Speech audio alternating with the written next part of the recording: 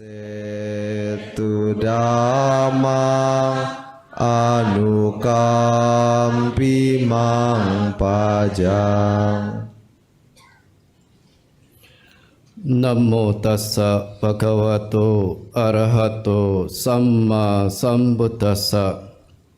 Namo tassa bhagavato arahato samma sambuddhassa. Namo tassa bhagavato arahato samma sambuddhassa.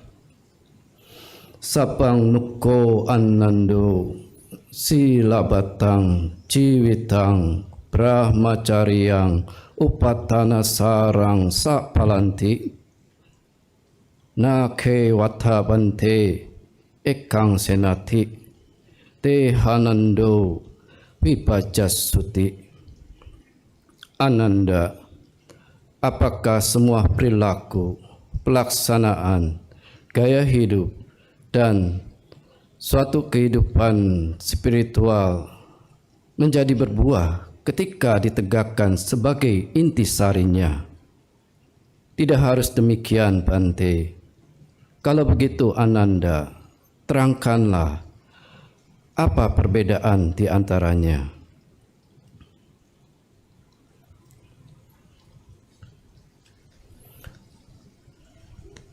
Yang saya hormati pemimpin Puja Bakti, yang saya hormati segenap Karakasapa Wihara Jakarta Dhamma Cakra Jaya,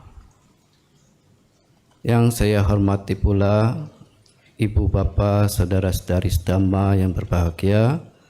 Selamat pagi, Sukihoto, Namo Buddhaya.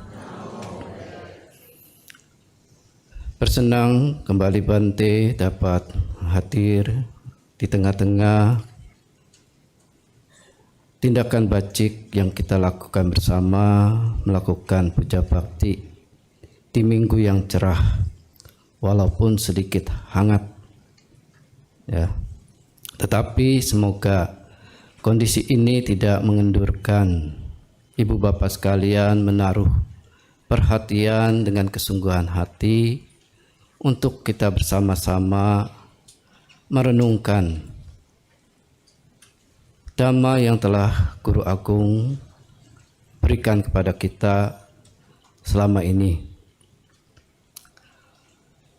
Dan juga kita bersenang diawali tanggal 1 Mei 2026, segenap umat Buddha di seluruh Nusantara melakukan suatu tekad niatan baik, di mana dalam 1 bulan ke depan menyongsong Trisuci Waisak 2570-2026 nanti, kita melakukan suatu kegiatan-kegiatan yang bermanfaat, yang merupakan bentuk hal-hal bajik. Kemarin tanggal 1 Mei diawali dengan melakukan Uposata Atasila, ya, di mana pesan dari Sangga Nayaka Sangga Theravada Indonesia yang termulia Bante Sri Subapanyo Matera menekankan agar kita berupaya untuk melatih diri dalam 1 bulan ini untuk mengembangkan hal-hal bajik. Nah,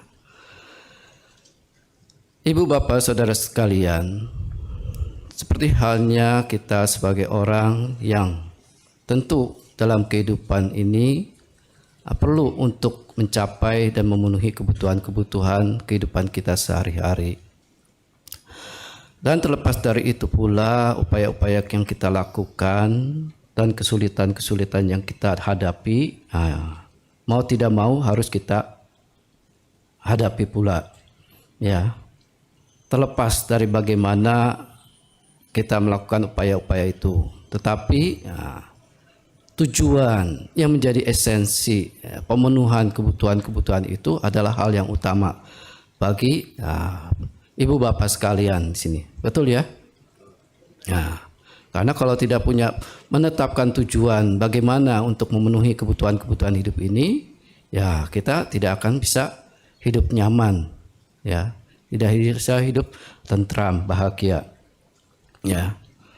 Nah, oleh sebab itu di dunia ini untuk mencapai tujuan-tujuan itu banyak sebagian orang mengambil upaya-upaya dalam berbagai profesi bidang. Ya, salah satunya di bidang kesehatan. Tentu ibu bapak sekalian tahu ya, ada orang-orang yang memilih bidang kesehatan ini ya. Seperti siapa? Dokter, perawat, apoteker, ahli gizi. Ya, mereka mendedikasikan dirinya, menetapkan tujuannya untuk mencapai kebutuhan-kebutuhan itu melalui pengupayaan di bidang kesehatan ini. Kemudian ada yang di bidang teknologi. Apa contohnya? Seorang programmer ya, programmer, data scientist, ahli komputer, mungkin ahli keamanan cybernetika. Itu adalah orang-orang yang mengambil suatu profesi yang menjadi tujuannya di bidang teknologi. Kemudian ada yang di bidang bisnis. Pasti ibu bapak sekalian udah tahu dah bisnis ya, karena pembisnis semua ya di sini ya, betul ya. Ada yang menjadi manajer, ada yang menjadi akuntan, ya, ada yang menjadi direktur, ada yang menjadi penjual, pedagang ya. Itu bidang bisnis. Yang tujuannya apa? Dengan upaya ini kita bagaimana mencapai pemenuhan kebutuhan kita sehari-hari. Itu, ya. Kemudian bidang pendidikan, ada guru, ada dosen, ada konselor, ya. Kemudian di bidang apalagi kreatif, ada desainer, musisi, penulis dan sebagainya. Ya. Bidang layanan apa? Tukang cukur, bartender, ya kan? Pembantu. Itu kan bidang layanan. Ya. Kemudian ada yang di bidang apa? Konstruksi, arsitek, ya. Kemudian ya kulit bangunan, dan sebagainya. Nanti yakin ibu bapak sekalian mengetahui hal-hal itu. Kemudian di bidang hukum, di bidang pertanian, dan di bidang profesi lainnya.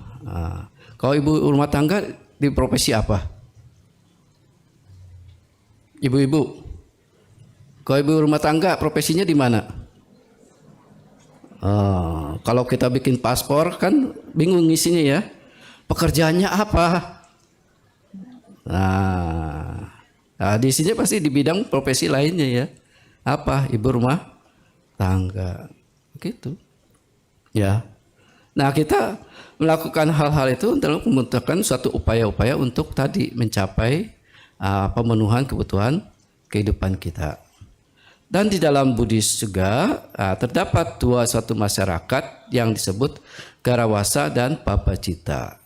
Mereka pun menetapkan tujuan atau intisarinya untuk pencapaian dan pemenuhan kebutuhan hidup mereka.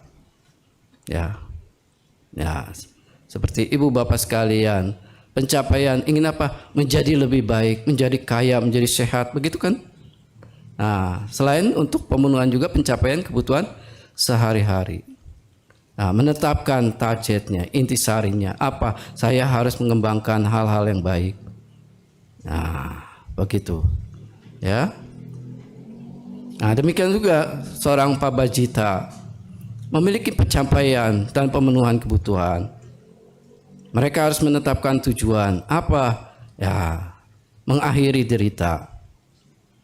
Pemenuhan kebutuhan hidup ya mendapatkan kebutuhan-kebutuhan satu pacaya ini dengan cara-cara yang baik, dengan sama jiwa, pemikiran, pencarian yang benar. Ya, nah ini diupayakan semua. Jadi baik orang yang mengambil profesi bidang-bidang di atas sebagai Garawasa Pabajita melakukan upaya-upaya itu, tentu dengan telah menetapkan tujuannya. Ada mereka yang melakukan upaya-upaya itu, ada yang dengan keras.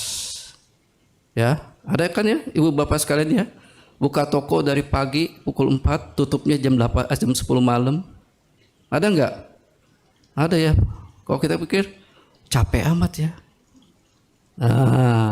Bagi teman-teman yang lain, gak enak dagang, enakan jadi manajer, cuman duduk, masuk jam 8, pulang jam 4 sore. Begitu.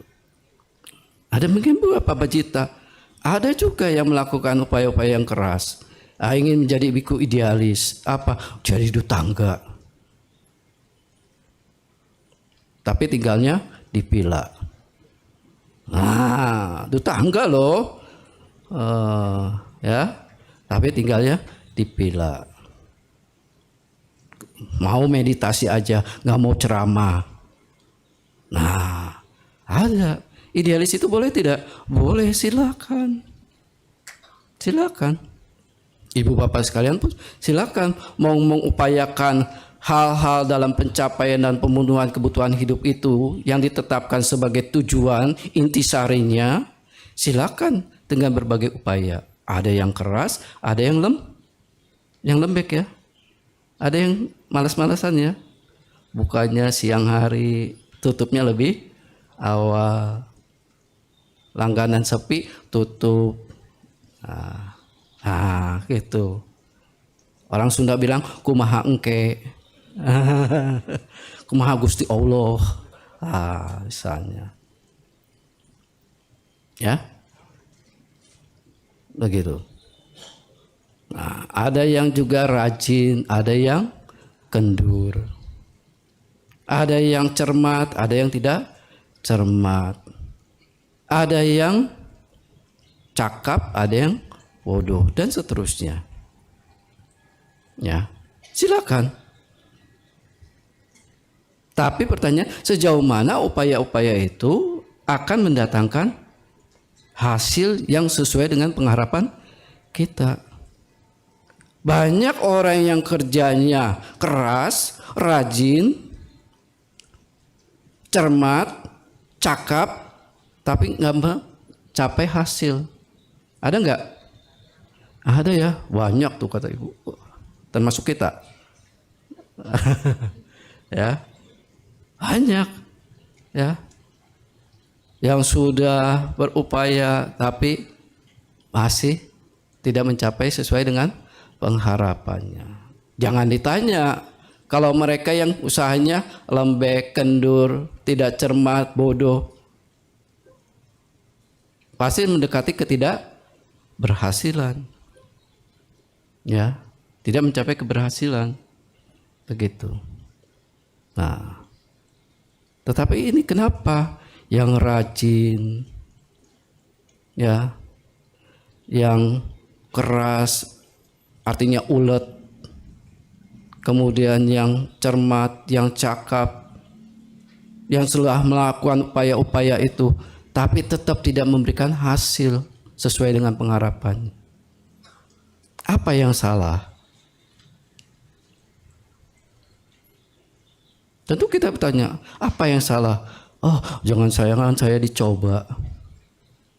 Siapa yang nyoba? Oh, jangan-jangan karma buruk yang lampau. Itu yang sering jadi alibi ya. Karma buruk yang lampau. Karena udah hopeless.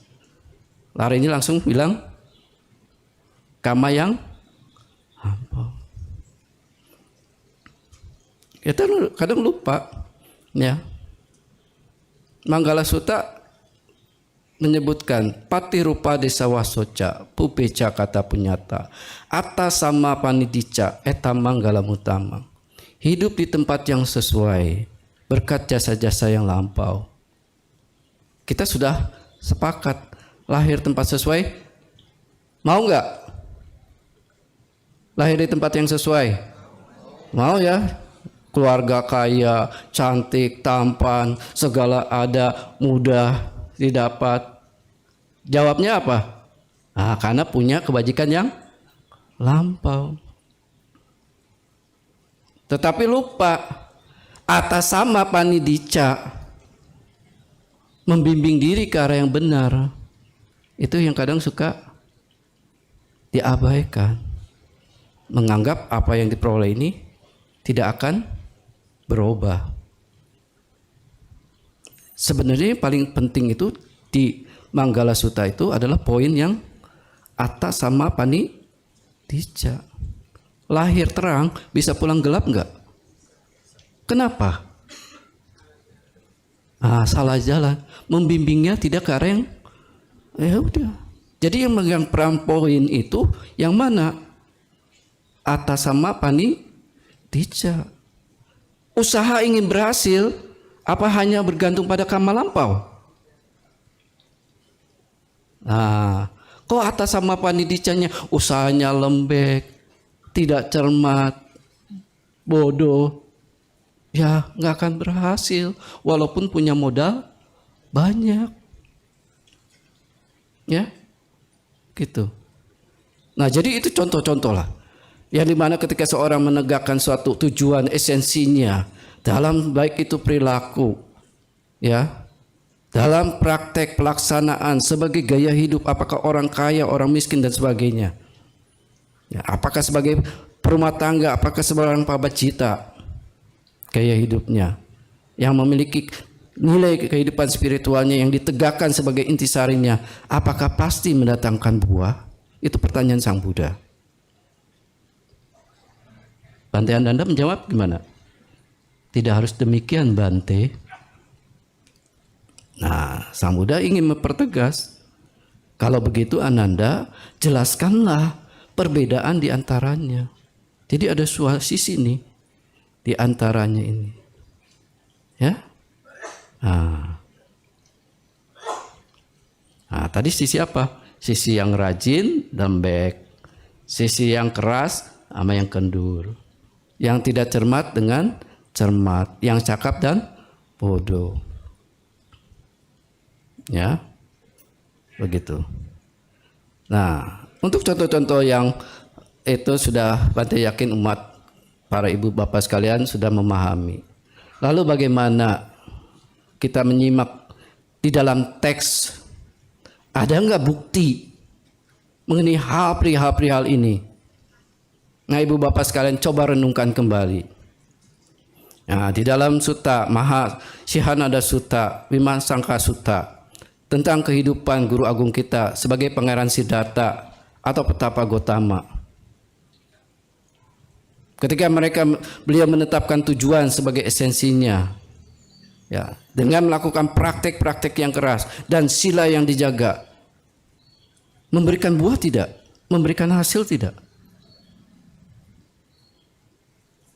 Apa yang salah? Apakah kita akan mengklaim sila dari Petapa Gotama itu keliru?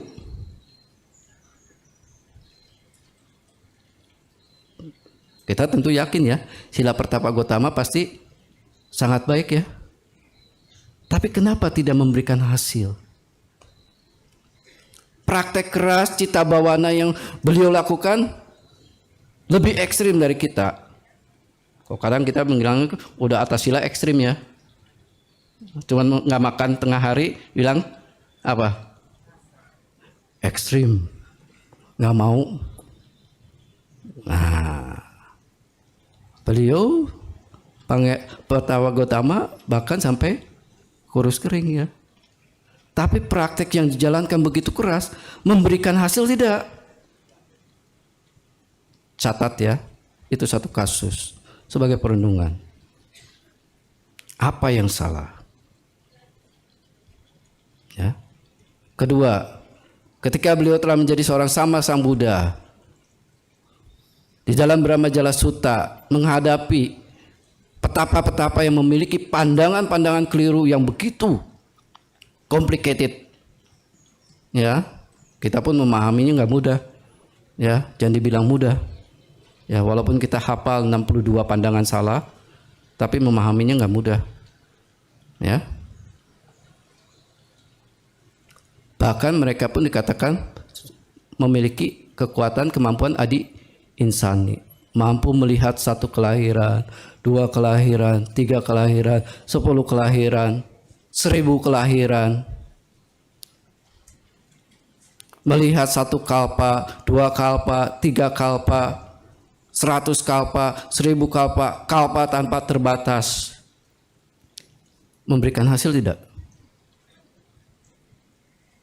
Memberikan hasil tidak?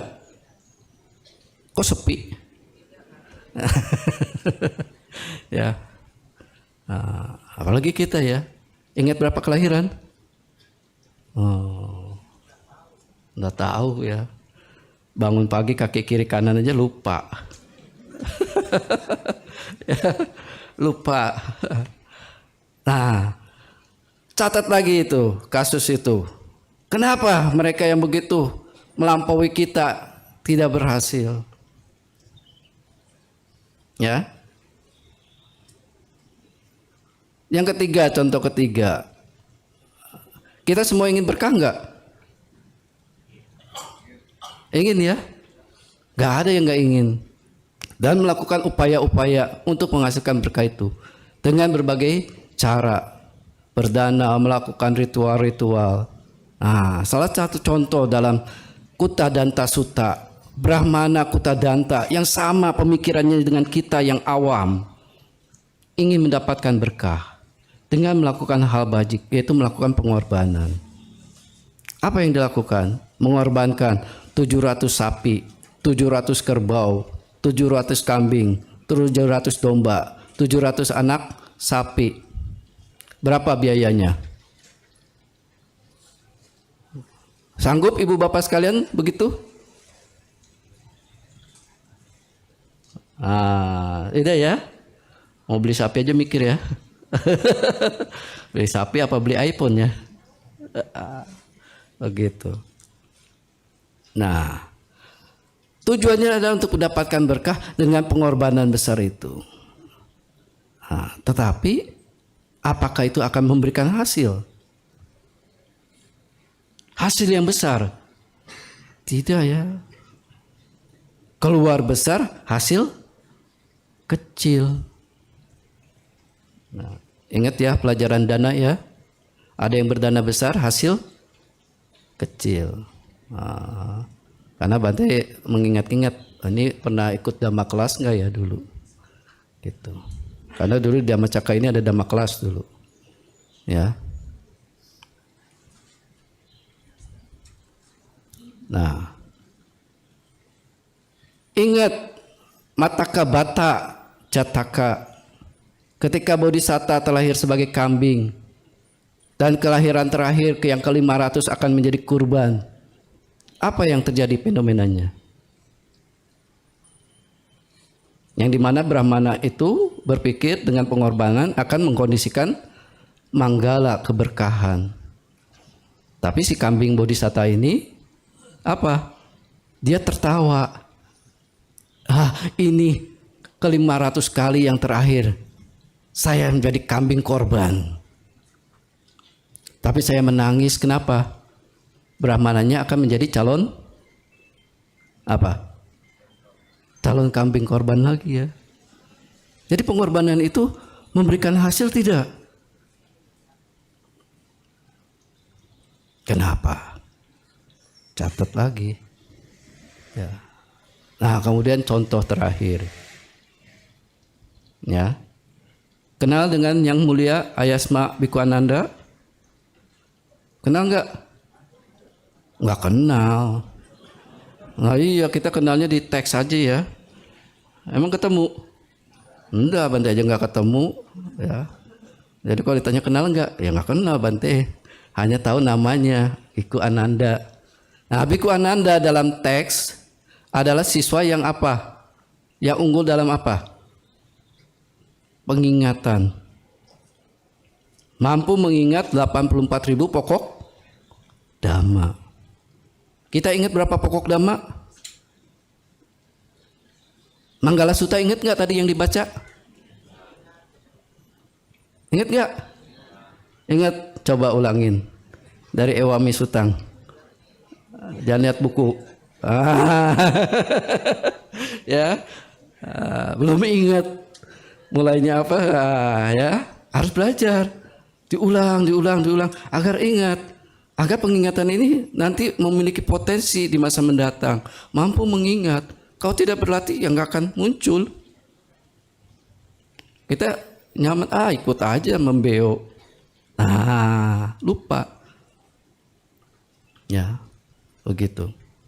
Beliau ingat 84.000 pokok dhamma. Dan ketika pesamuan agung pertama ditunjuk sebagai apa? Biku yang mengulang dhamma. Sedangkan tingkat kesuciannya sudah mencapai apa? Sotapanna. Yang berkumpul 499 biku arahanta. Ya, para sesepuh ini menunjuk juga karena tidak ada pilihan. Karena yang betul-betul dekat dengan sang guru, yang mengetahui apa yang telah dibabarkan sang guru adalah biku Ananda yang betul-betul clear, jelas. Karena sebagian yang lainnya hanya beberapa saat ketemu kadang. Ya. Nah, oleh itu diminta. Nah, biku Ananda yang ditunjuk ada rasa sungkan juga. Aduh, rasanya nggak enak ya. Baru Sotapanna sudah ditugaskan oleh sesepuh. Ya, Bante Junior ditugaskan oleh biku sesepuh mewakili, misalnya ketemu pejabat, sungkan nggak? Mikir juga ya. Salah ngomong gimana ya? Nah, biku Ananda pun akhirnya malam itu berupaya untuk mencapai tataran kearhantaannya. Dengan berbagai apa? Metode yang apa? Yang dia ingat sesuai dengan instruksi Sang Buddha. Berhasil enggak? Apa silanya enggak mendukung biku Ananda? Apakah dhamma yang diingat oleh beliau salah? Sehingga beliau tidak berhasil. Nah, tapi begitu biku Ananda memutuskan tujuannya itu dengan bilang, orang Sunda bilang kumaha esok, kumaha isuk, ya, mau rebah mencapai arahanta. Nah, inilah contoh dalam teks yang kita perlu renungkan. Upaya-upaya telah diupayakan ketika seseorang menunjukkan tujuan sebagai intisarinya, tetapi kenapa kadang tidak memberikan buah hasil? Apa yang salah? Sebaliknya ya, kalau contoh yang usahanya lembek, kendur, tidak cermat, bodoh, ya jelas ngarahnya kemana? Berhasil apa gagal? Gagal. Kita aja udah ambil kesimpulan gagal, Bante. Ya, dan ini banyak, ya, orang-orang seperti ini, betul? Ada orang yang tanpa upaya tapi ingin mendapatkan akibat yang besar, menghayal kapan jadi orang kaya, kapan jadi orang kaya. Tapi usahanya enggak. Itu kelompok satu, kusita, tidak melakukan upaya apapun, tapi berharap berhasil. Hanya berharap semoga karma yang lampau berbuah, semoga karma yang lampau yang berbuah. Bisa enggak?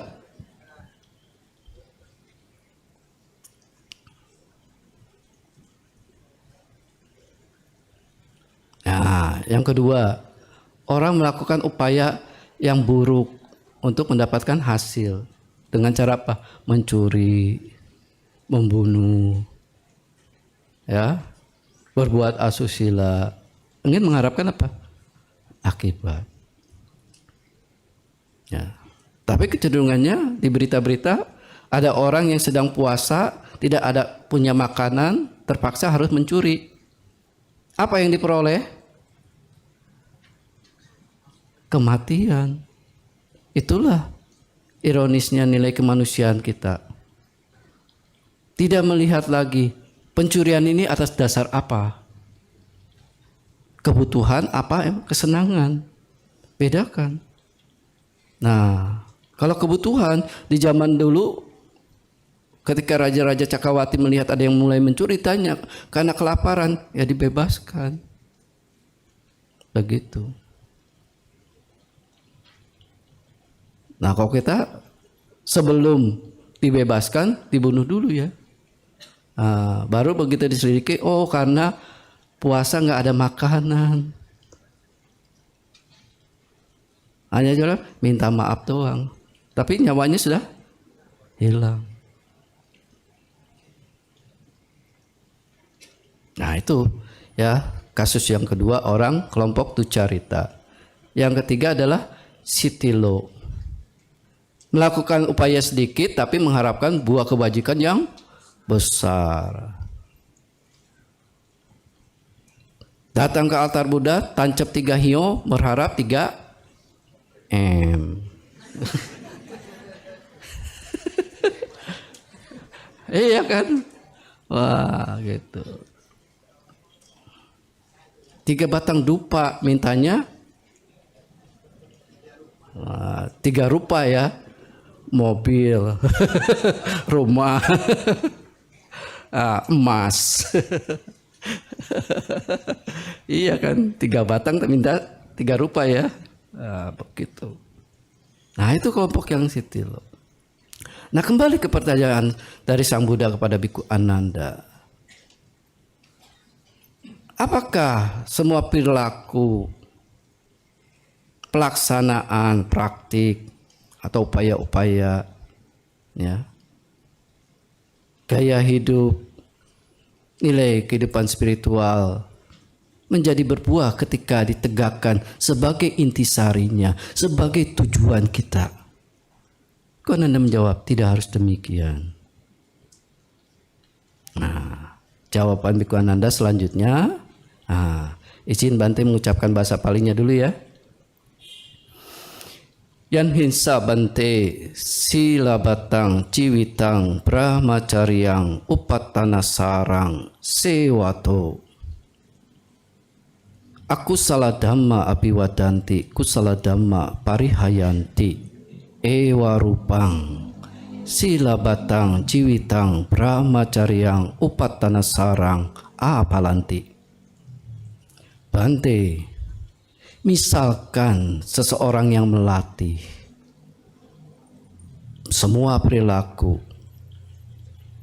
praktek pelaksanaan, gaya hidup, bahkan katakan dia idealis lah, keras, ya, menjadi biku idealis lah, ya, yang memiliki nilai spiritual yang seondirikan seolah-olah itu sebagai tujuan intisarinya.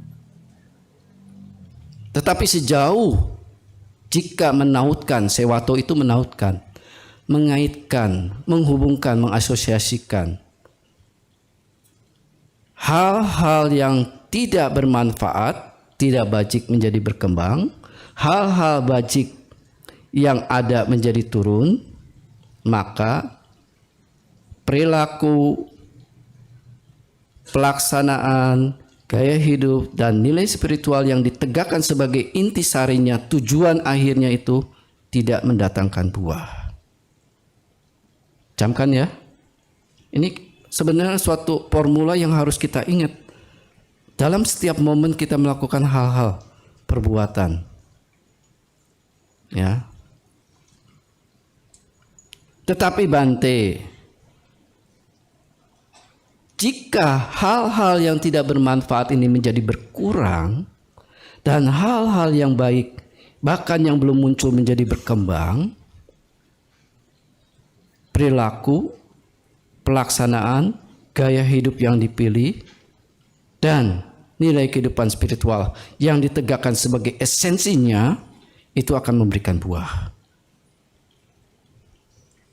Ini penting. Ya. Nah, kadang kita tidak menyadari hal ini. Ya.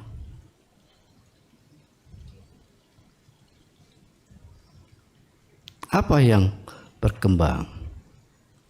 Ya. Kita kadang ikut praktik retreat dan berbagai pengalaman telah direkam. Macam-macam ya.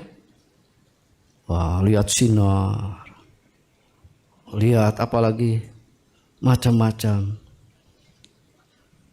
Tapi begitu kembali ke komunitas aslinya, ke wihara, kepedulian sedikit pun sama wihara nggak ada.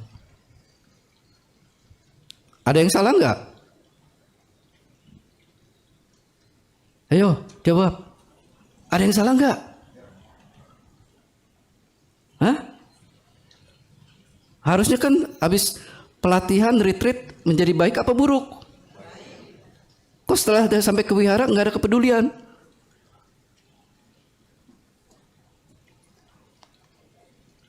Kita belajar dhamma, menguasai banyak dhamma, mengerti ini itu tentang dana, berbagai hal, pandai sekali.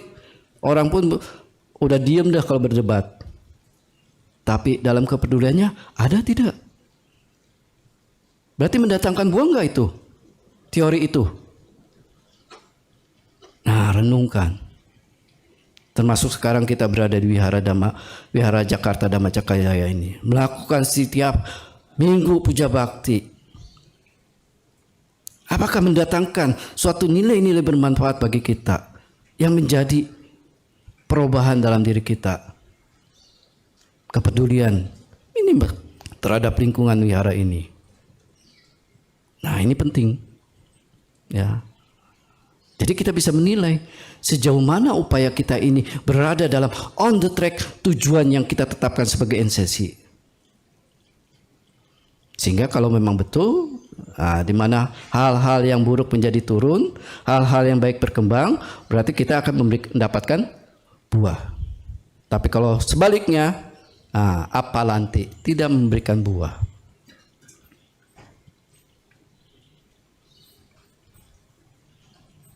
Paham ya?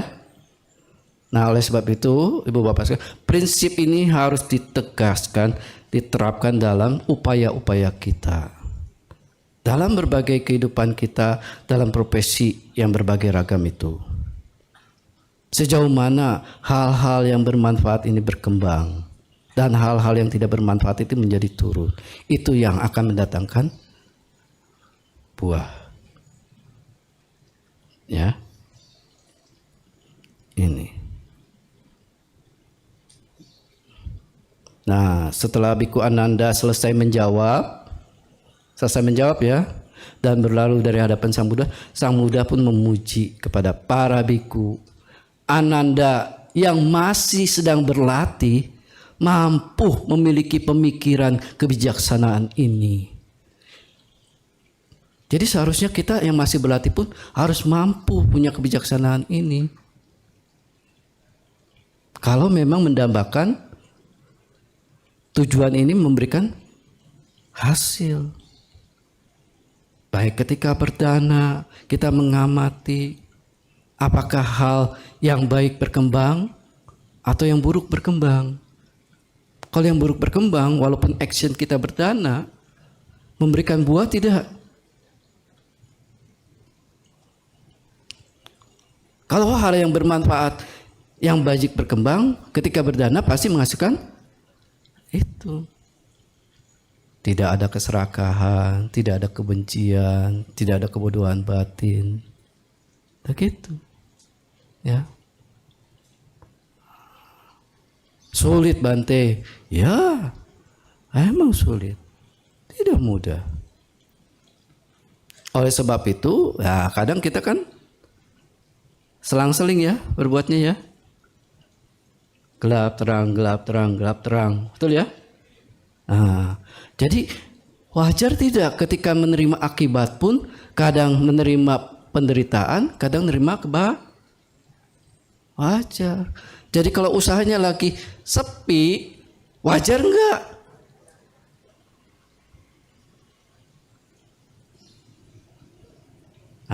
Tinggal action berikutnya kan. Apa yang harus ditumbuh kembangkan? Begitu. Ya. Nah, ini yang menjadi prinsip penegakan pelatihan kita. Baik sebagai PIC, ya harus memahami apakah saya melakukan hal ini mendatangkan manfaat atau tidak. Terutama kepada diri. Apakah hal yang tidak baik ini menjadi berkembang atau tidak? Begitu. Ya. Nah, kalau gitu Bante, bagaimana ketika kita telah menetapkan tujuan dan upaya-upaya apa yang akan mendatangkan kemajuan, bukan kemerosotan? Ya. Nah, di dalam Anguttara Nikaya 1 Wirya Rambadi Wagga ya, ayat 61 sampai 70. Sang Buddha mengucapkan salah satunya ya. Natahang bikawe anyang ekadana mampi samanupasami yena anupanawa kusala dhamma upajanti upanawa akusala dhamma parihayanti yata yidang bikawe wirya rambu arada wiryasa bikawe anupana cewa kusala dhamma upajanti upana ca akusala dhamma pariharyanti ti. Para biku, aku tidak melihat bahwa ada satu hal yang mana hal-hal yang bermanfaat yang belum muncul menjadi berkembang, dan hal-hal yang tidak bermanfaat yang ada menjadi berkurang, selain daripada seseorang yang membangkitkan semangat. Ketika seseorang membangkitkan semangat, maka hal-hal yang bajik yang belum muncul akan muncul berkembang. Hal-hal yang tidak bajik, yang tidak bermanfaat yang ada akan menjadi berkurang. Itu. Kita berusaha tapi tidak punya mengembangkan semangat, berhasil enggak? Ada hambatan sedikit karena kondisi perang, terus mengeluh, berhasil enggak? Nah, ya kan? Semua memang susah, tapi kita harus bisa memelihara semangat, ya. Sekarang Bante tanya, apa bedanya orang pesimis dan optimis? Iya memang beda. Ya. Bedanya apa? Orang pesimis dan optimis sering ini, ya apa, Ibu? Tidak yakin.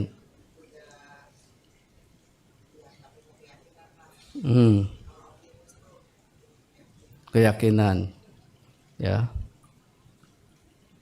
Itu ya. Nah, ada pepatah China, ya.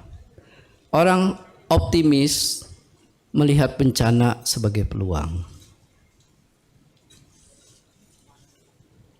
Orang optimis melihat bencana sebagai peluang. Orang pesimis mendapatkan peluang sebagai bencana. Betul ya?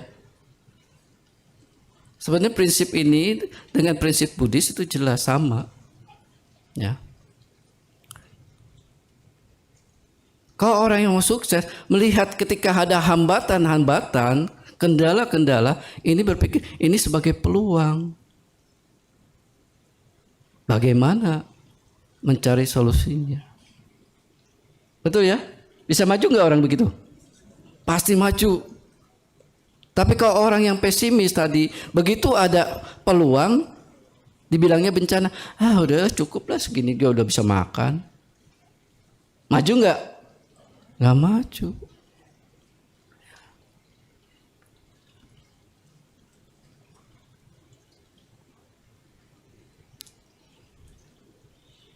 Kita sendiri ketika menghadapi duka, mengambilnya sebagai pesimis. Makin tua, makin pikun.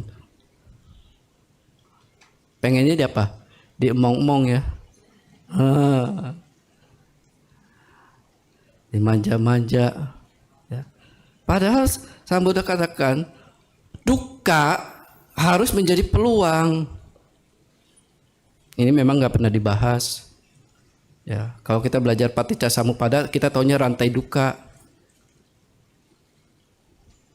Ya. Tapi Bante nggak jabarkan paticca ya.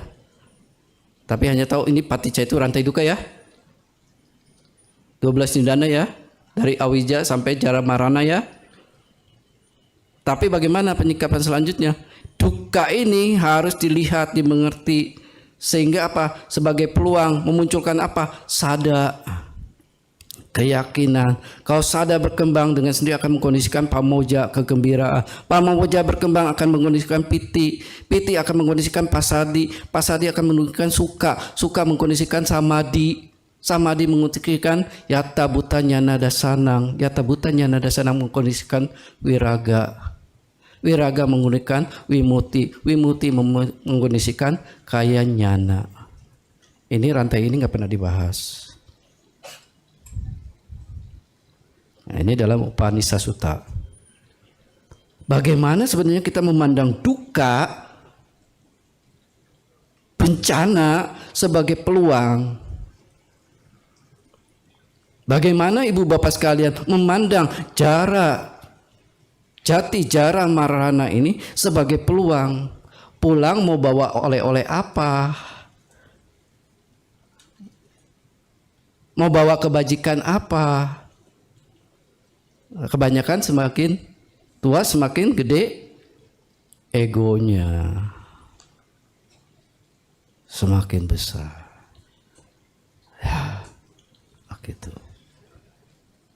Semakin tinggi kedudukannya, semakin besar egonya. Bukan melihat dari sisi tadi. Ayo bergegas. Ya. Nah, jadi ini poin pertama yang mengkondisikan hal-hal yang tidak bajik menjadi berkurang, hal-hal yang bajik menjadi berkembang adalah wirya. Kedua, mahicata. Dari dua kata, maha dan ica. Ica itu keinginan. Maha itu besar. Keinginannya besar, jadi cenderung loba. Serakah. Kalau orang yang serakah, hal yang tidak bajiknya berkurang apa berkembang? Berkembang.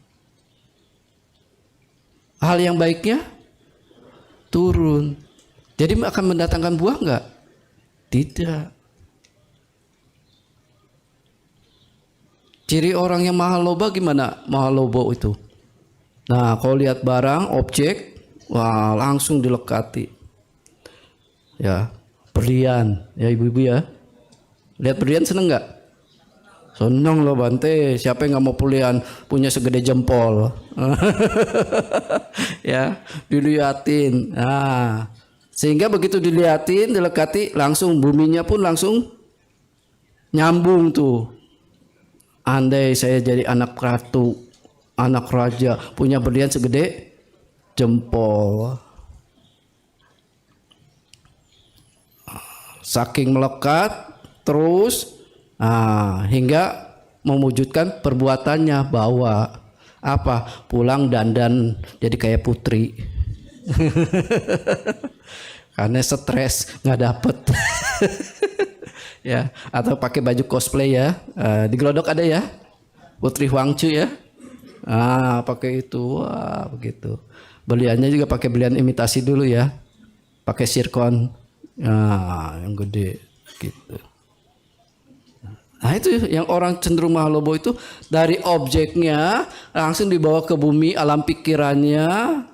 Andai-andai kan, ya ibu-ibu kalau mau kondangan kan lihat baju bagus kan langsung berandai-andai kan ya. Di kondangan pakai baju itu bagus ya, suami pasti seneng ya, nempel terus gitu. Nah langsung akhirnya mengarahnya pada bawa perwujudan. Kama bawa action. Berbagai cara dilakukan. Nah itu yang mahalobo. Nah, api cata sedikit keinginan. Kalau orang yang sedikit keinginan, apa yang berkembang?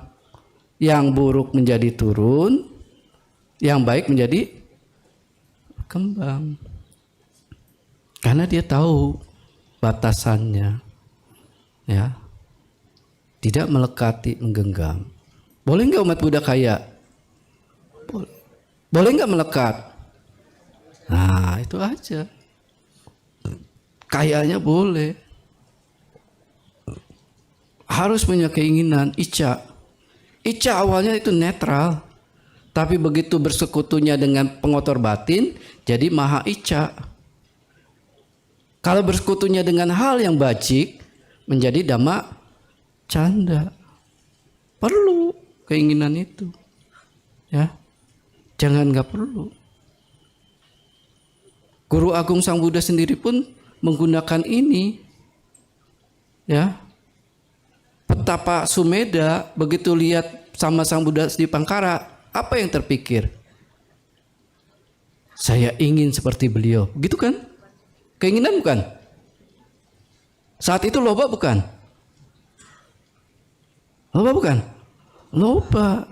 Tapi setelah loba itu beliau menyikapinya dengan keinginan yang baik, memupuk parami. Kalau kita nggak punya keinginan, gimana sukses, Pak? Bante ingin nggak mencapai arah? Ya pingin.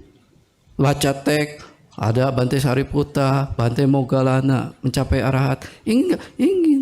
Kalau ingin harus mengupayakan dengan upaya-upaya yang selaras dengan Dhamma. Begitu. Jadi penting. Ya. Itu nanti ada sutanya ya. Dengan kesombongan. Boleh nggak kita sombong? Boleh. Lihat orang kaya kita sombong. Gua bisa seperti dia. Nah. Sombong nggak? Nah. Tapi sombong itu menjadi motivasi. Berupaya. Baru itu benar. Mengeterapkan kesombongan. Ya. Itu. Nah, jadi ada berapa poin tuh tadi? Wirya, mahicata, apicata, asantuti, tidak berpuas. Selalu tidak berpuas. Apalagi di ojok-ojok dikompori sama teman sebelah. Ya. Tadinya nggak beli, dikompori, beli. Kapan lagi? Barang itu kan lagi ngetren. Itu pancinya lagi ngetren. Akhirnya beli panci ya ibu-ibu ya. Sampai di rumah dipakai nggak? Enggak. Gitu kan? Nanti Bante nggak tahu tuh ada alat buat nanti ngangetin pakai uap lah apa gitu.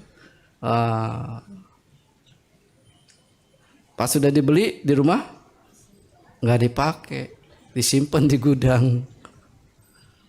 Ya. Nah, itu tidak berpuas.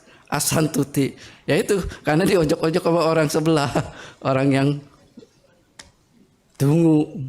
Nah, kita jadi lupa, ya. Apalagi ditambah dapat bonus ya.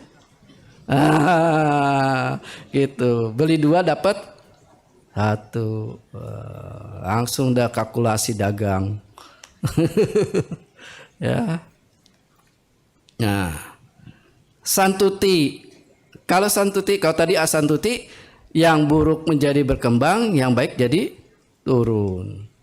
Nah, santuti berpuas, mengkondisikan yang baik menjadi berkembang, yang buruk menjadi turun. Apa? Yatta laba santuti.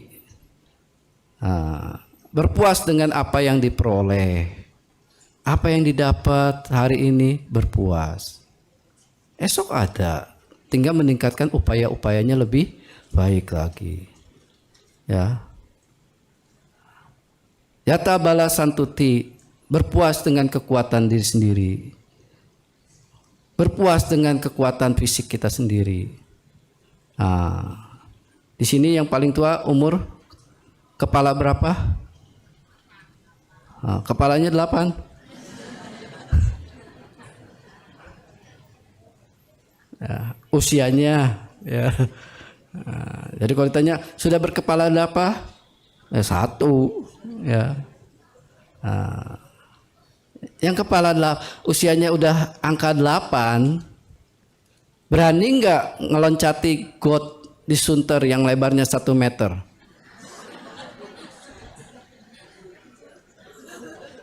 Berani nggak? Wah dulu mah Bante segitu saya loncat Bante gini-gini. Wah, sekarang udah umurnya usia angka 8. Berani enggak? Nah kalau orang yang tidak berpuas dengan kemampuan, kekuatan yang dimiliki saat itu bisa mendatangkan penderitaan ya.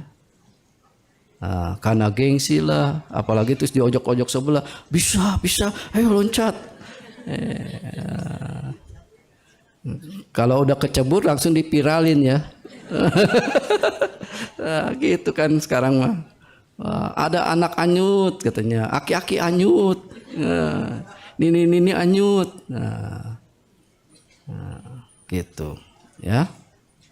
Nah, itu yatta bala santosa. Jadi tahu kekuatannya, berpuas dengan kekuatannya. Ya. Nah, yatta sarupa santosa, berpuas dengan menggunakan apa yang sesuai dengan kebutuhan, bukan keinginan. Kalau keinginan gak akan puas. Sesuai kebutuhan yang akan kita manfaatkan. Ya, baik sebagai kesehatan, sebagai untuk kesenangan kita. Nah, selebihnya untuk melakukan hal-hal yang bermanfaat. Nah, inilah yang dikatakan santuti, santosa. Berpuas. Berpuas dengan milik sendiri, berpuas dengan materi yang ada. Saat ini nggak ada dupa, puja bakti, nggak usah marah, ya kan? Ada dupa nggak? Nggak ada ya. Tapi jalan ya. Nah, jalan. Mengurangi kebajikan nggak? Tidak ya. Dapat 3 rupa nggak? Ya, ya, itu. Nah, dengan materi yang ada saat ini, kemudian dengan tepat dan seimbang. Ketika memutuskan ini tepat, untuk apa? Beli ini, alat ini untuk apa? Dipakai enggak? Nah, harus direnungkan. Karena kalau kita main beli aja, terjadilah pemborosan. Ya, begitu. Wihara ini perlu dilebarkan lagi enggak? Perlu, nah, berusaha. Ya, berusaha, dibantu. Nah, begitu. Ya. Nah, kemudian untuk alasan yang baik. Itu kriteria dari orang yang santosa. Dia berpuas dengan miliknya sendiri, berpuas dengan yang ada di hadapannya, berpuas dengan menggunakannya tepat dan seimbang untuk alasan yang baik. Nah, secara keseluruhan lengkap itulah orang yang mudah berpuas. Hidupnya akan tentram. Dan di mana hal-hal yang bajik akan berkembang, yang tidak bajik akan turun. Ayoniso manasikara, tidak berpengamatan jernih. Mengkondisikan apa? Hal yang tidak bajik berkembang, yang bajik menjadi turun. Saya Bante sudah berbuat baik, tapi kenapa sekarang saya nerima akibat buruk? Usaha saya jadi nggak lancar. Apa yang salah? Katanya nanam jagung dapat. Sebenarnya benar apa tidak ketika menerima hal-hal yang tidak baik itu?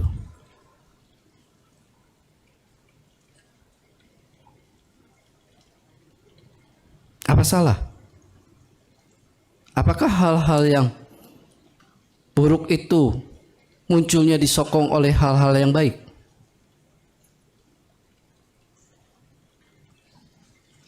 Hal-hal yang buruk disokongnya oleh hal-hal apa? Yang buruk ya. Yang buruk.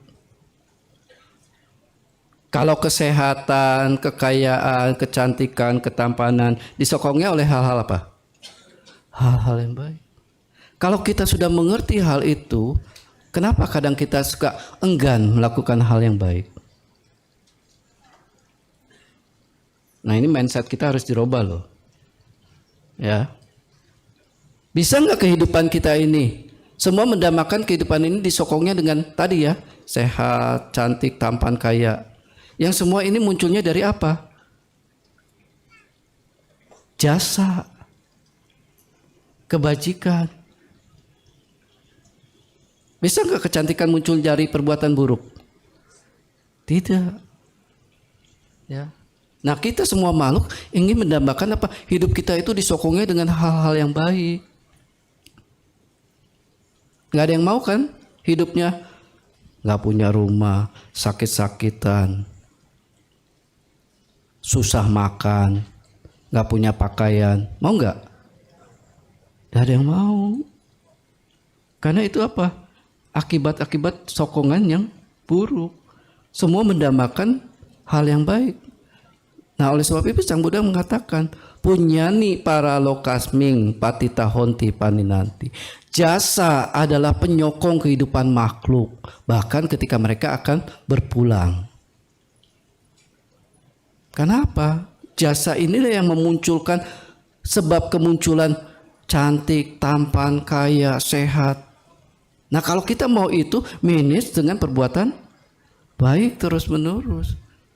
Melalui pikiran, ucapan, dan perbuatan jasmani terus menerus dalam berbagai tadi tindakan profesi kita, ya. Ini, nah, ayoniso manasicara. Kenapa mengkondisikan yang buruk? Karena nggak ada perhatian. Ketika kita melakukan upaya-upaya usaha kita loss, kita inginnya langsung goal, tidak memperhatikan upaya-upaya ini apa? Ada yang salah tidak? Apa sudah on the track? Kalau on the track, hasil pun gak usah diharapkan akan berbuah. Begitu. Ya. Yang apa oleh kita itu, lengah itu, kita tidak mengamati apa yang kita lakukan. Bangun pagi kaki kiri kanan aja udah lupa ya. Apalagi suruh mengamati kondisi yang kita lakukan momen per momen. Tiba-tiba jatuh, nyalahin kulit pisang, betul? Siapa yang buang kulit pisang? Yang salah siapa? Mata kita lihat handphone, ya jatuh, nyalahin kulit pisang.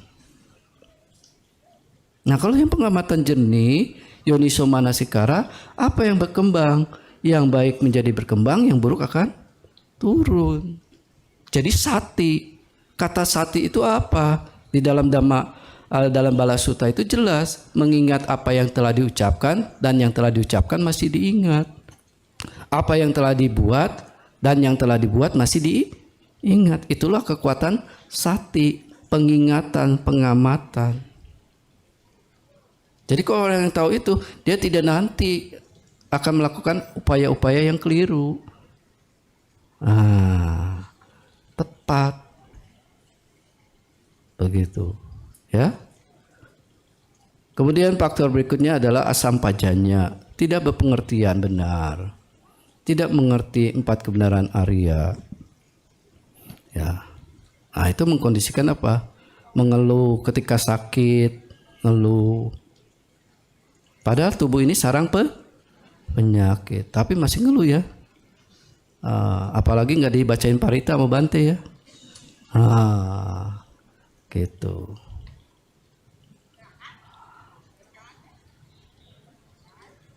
Sampajannya mengkondisikan hal-hal yang baik berkembang, hal-hal buruk menjadi turun. Mengerti 4 kebenaran Arya.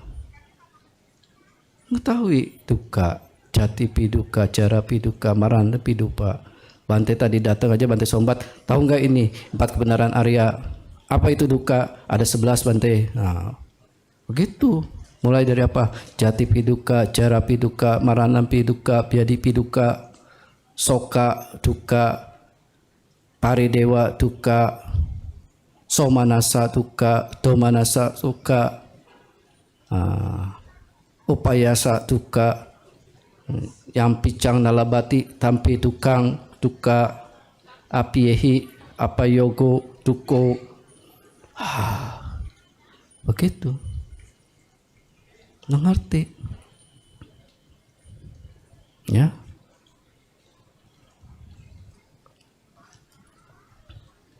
Nah, Nah, yang terakhir adalah papa mitata, pergaulan yang salah.